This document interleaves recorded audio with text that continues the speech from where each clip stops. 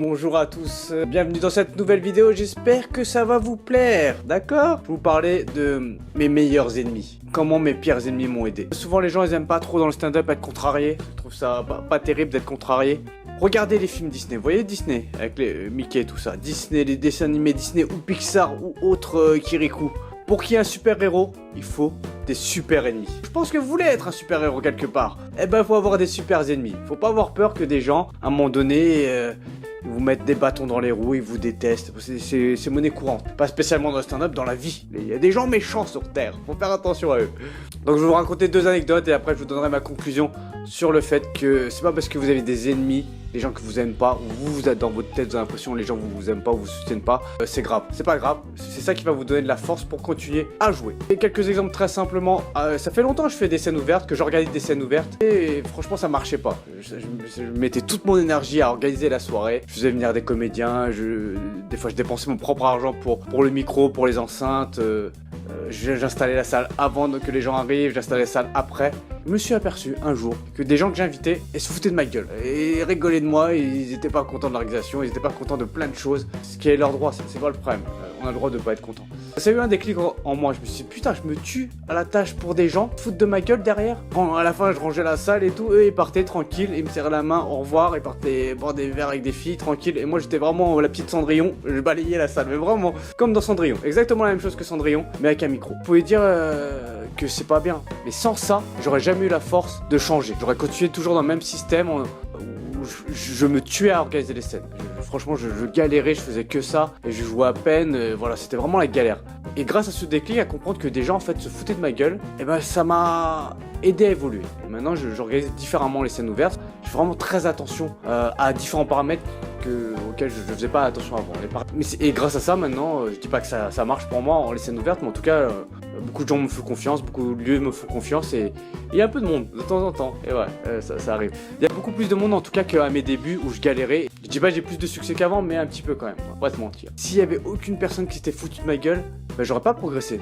C'est ça qui m'a donné de la force en fait, c'est ça qui m'a réveillé. Parce que j'étais un petit peu comme ça, tout le temps gentil, à dire oui à tout, amen à tout. Si j'avais pas eu un coup de fouet, un coup de pic, clac, pic, aïe, ça fait mal, bah j'aurais jamais voulu progresser, je serais resté dans ma petite léthargie à faire des petites scènes ouvertes comme ça en me galérant pour rien quoi. Deuxième petit exemple, un peu personnel mais je vous raconte quand même parce que j'aime bien vous raconter des trucs personnels. Quand j'étais tout jeune, je m'entendais pas trop avec mon beau-père, vraiment, voilà, je le dis avec un peu de recul, vraiment pas trop du tout. Moi, vraiment, pas du tout. Vous voyez Pascal le grand frère, voilà, les trucs comme ça, eh ben, on aurait pu faire l'émission Pascal le grand frère. Dès mes 18 ans, je suis parti vivre en Angleterre. Je sais pas, j'ai vu une annonce quelque part, je suis parti comme ça.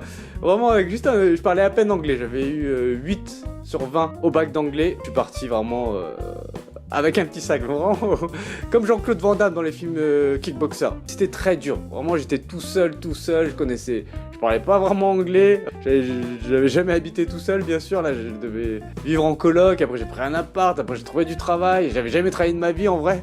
Et donc, j'ai fait tout ça. Et ce qui m'a donné de la force, c'est de me dire, putain, faut pas que je rentre en ayant échoué. Et je vais pas retourner de cette maison avec mon beau-père parce que je m'entendais pas avec lui. Ce qui m'a donné de la force, c'est que chaque jour, c'était peut-être dur, mais c'était moins dur que de rentrer. Et ça m'a donné de la force, encore plus de force. C'est ça que je veux vous dire, c'est que ça m'a donné de la force. Quelles que soient les difficultés, ça m'a donné plus de force parce que je me suis dit putain, faut pas que j'échoue parce que si j'échoue, je dois rentrer. Et j'ai pas envie de rentrer, j'ai pas envie d'échouer. Et donc j'ai réussi à trouver du travail, j'ai réussi à trouver un appart. Voilà, je suis resté quelques temps là-bas, je suis rentré juste après en France pour faire mes études. Et voilà, ça m'a permis aussi d'apprendre l'anglais. Et quelques années plus tard, ça m'a permis aussi de jouer. Le fait de parler un petit peu anglais, de connaître un peu l'anglais, ça m'a permis de jouer à New York et faire du stand-up à New York. J'ai joué un petit peu à New York, dans des open mic. Ce que je veux vous dire, des fois les gens sont dégoûtés de pas avoir de scène ouverte, d'être refusés des scènes ouvertes, ils sont pas contents. Des fois il y a des gens qui sont en colère contre moi.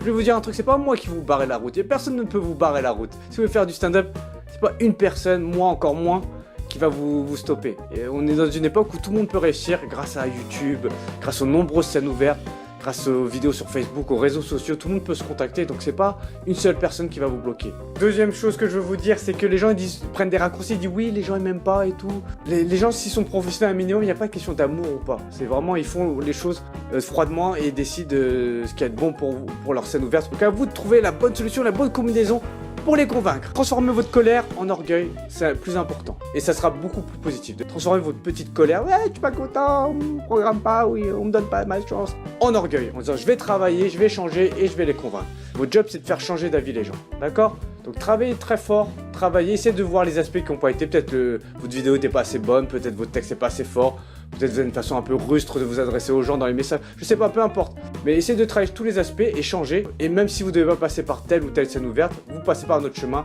et vous direz un jour à la personne qui vous verra en vidéo dans des grandes scènes, regarde ce que je suis devenu. J'espère que cette vidéo vous a plu, mettez un petit pouce sur la vidéo, à très bientôt, et abonnez-vous à la chaîne YouTube pour plus de vidéos encore. Bye, ok? Allez, à bientôt, ciao. Vidéo, c'est quoi? Comment ça s'appelle cette vidéo? Ennemi. Un petit pouce! Pouce!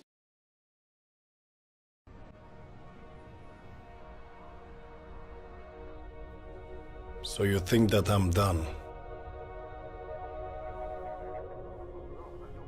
That my career will soon be over? You don't know me. All my life I had to fight. No one believed in me. So I had to believe in myself. Some people wanted to break me, but they only made me stronger. Others wanted to exploit me. They only made me smarter. And now you think I'm done? To all of you, I only have one thing to say. I'm not like you, because I'm not you. I am Zlatan Ibrahimovic, and I am just warming up.